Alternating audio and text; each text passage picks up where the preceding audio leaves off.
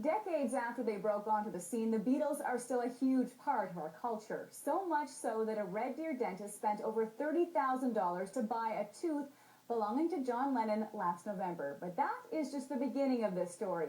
And here to tell us a little bit more is artist Kirsten Zook. Thank you so much for being with us here today.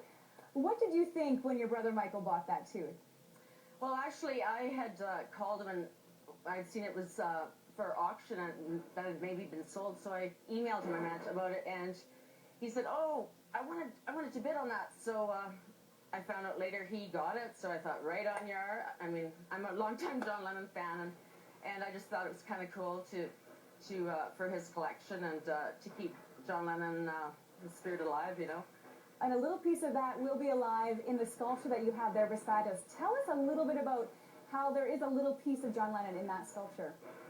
Well, I have a chip of the tooth in a little ball of silicone, and once this was fired, I put it in the sculpture and sealed it in a little sort of pocket I made for it. So nobody can see that right now, but it's in there.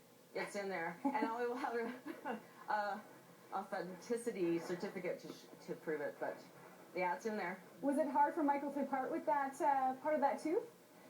I'm not sure. It was his idea. I don't really know about that.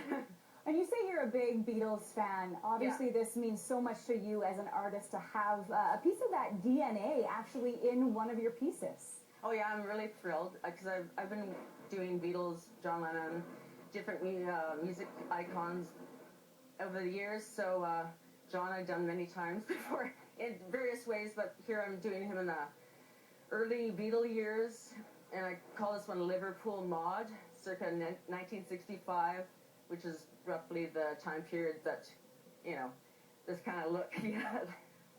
Of course. And of course, a charity component to this as well. Tell us a little bit about Smile Train. Well, it's a great charity. My brother got me involved in that. As far as helping children that live in poverty get surgery for cleft palates. So I think it's it's an incredible charity to be a part of. So I'm thrilled that way too. And John Lennon he represents charity to the world and peace and love. So kind of works together. All right, Kirsten, thank you so much for being with us here today. Thank a great you piece.